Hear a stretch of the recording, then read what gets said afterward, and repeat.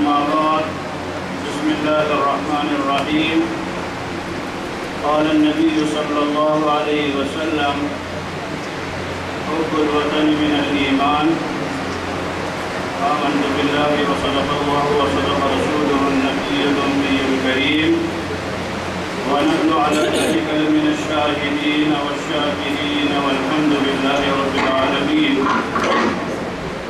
قابل قدر حضرات علماء کرام اور میرے دوستوں بزرگوں، آج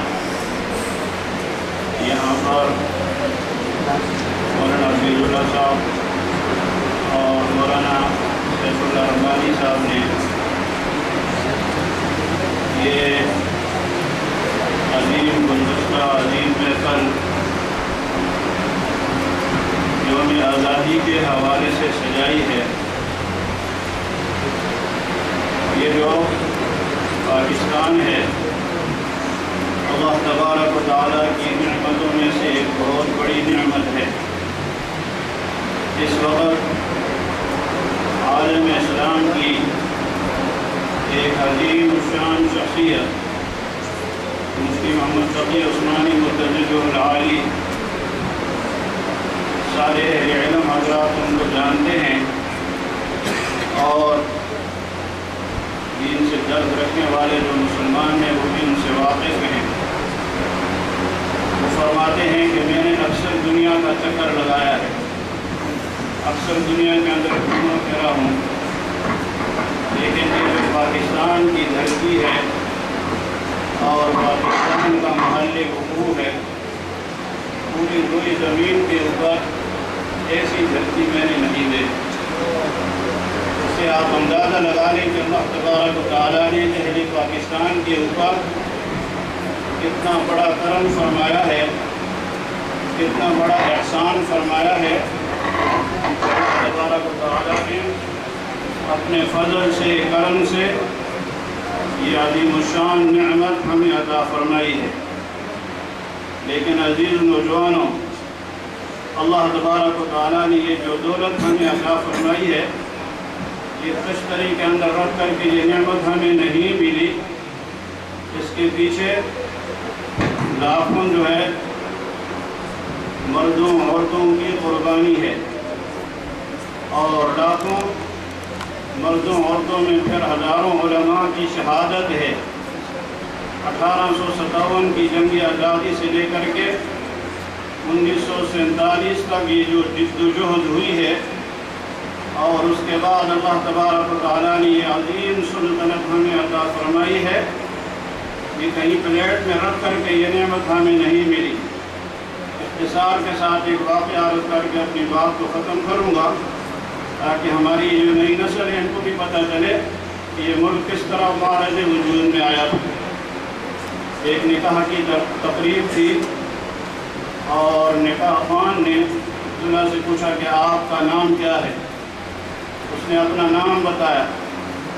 پھر اس سے پوچھا کہ آپ کے والد کا نام کیا ہے، تو وہ خاموش ہو گیا. اور اس نے کہا کہ میں اپنی والدہ سے پوچھ کر کے بتاتا ہوں. اور پھر والدہ کے پاس گیا اور والدہ سے پوچھا کہ میرے والد کا نام کیا ہے، تو والدہ بھی خاموش ہو گئی. جب والدہ خاموش ہوئی تو یہ بول شول جو ہے بکنے لگا اور آپے سے جو ہے باہر ہوا. اور پھر والدہ سے کہا کہ اگر آپ میرے والد کا نام مجھے نہیں بتاتی تو شرمندگی سے بچنے کے لیے بہتر ہے کہ میں خودکشی کروں.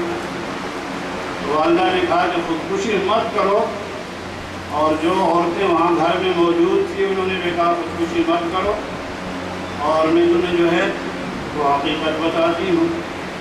پھر والدہ نے جو ہے کہا کہ جب پاکستان بن چکا تو میرے والدین اور چچا اور عزیز و اقارب ہم ہجرت کی نیت سے نکلے، اور راستے میں ہندو بدوائیوں نے ہمارا گھیراؤ کر لیا، اور اس گھیراؤ کے نتیجے کے اندر ہمارے مردوں نے بڑی دلیری سے ان کا مقابلہ کیا، لیکن ان کے پاس ہتھیار تھے، اسلحہ تھا، اور ہم بے سر و سامانی کے عالم میں تو ہمارے مرد شہید ہو گئے.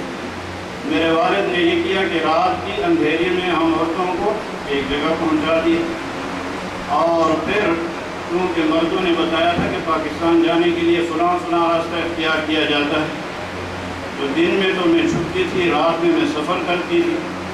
تو ایک رات میں سفر کر رہی تھی تو ایک جگہ پہنچی تو رونے کی آواز آئی، اور میں جو ہے اس رونے کی آواز کی طرف گئی اور جا کر کے وہاں دیکھا کہ جو مرد تھے، جو عورتیں تھیں، سارے کے سارے شہید ہو چکے تھے اور ایک بچہ رو رہا تھا، اور اس بچے کو میں نے اٹھایا، اپنے سینے سے لگایا، سفر جاری رکھا، اور اس طرح سفر کرتے کرتے میں پاکستان جو ہے وہ پہنچ گئے۔ اور پاکستان میں مہاجرین کے جو کیمپ تھے ان میں جا کر کے دیکھا تو میرے عزیز و اقارب میں سے کوئی بھی نہیں تھا، اور اس طرح جو ہے میں پاکستان پہنچی تو بچے میں نے آپ کو وہاں سے اٹھایا تھا، تو میں کیا جانوں کہ آپ کے والد کا کیا نام ہے۔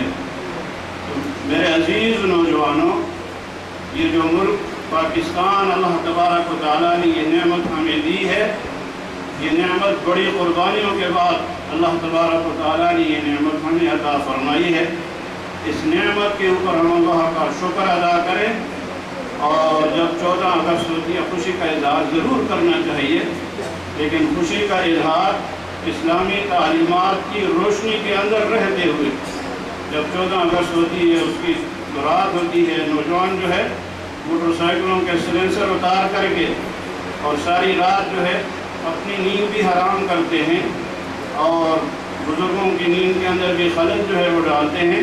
اور یہ جو قربانیاں دی گئی ہیں، لاکھوں ماں بہنوں کی قربانی، بزرگوں کی قربانی، اور اس کے بعد اللہ تبارک و تعالیٰ نے یہ عظیم نعمت ہمیں دی ہے، اور اس کا کچھ ہمیں پتہ ہی نہیں۔ اپنے بڑوں سے اس کی معلومات کیا کریں، اور اس وطن کی قدر جو ہے وہ کریں، اور اللہ سے دعا بھی کریں کہ اللہ تبارک و تعالیٰ یہاں کے جو رہنے والے ہیں، واسی ہیں، ان کو اللہ تبارک و تعالیٰ آپس میں پیار، محبت، الفت، حضور کے صحابہ میں جس طرح پیار محبت تھی، اللہ تبارک و تعالیٰ یہاں کے رہنے والوں کو اسی طرح پیار اور محبت، الفت عطا فرمائے، اور اس وطن عزیز کے چپے چپے کے اللہ تبارک و تعالیٰ حفاظت فرمائے۔ وما علینا الا البلاغ۔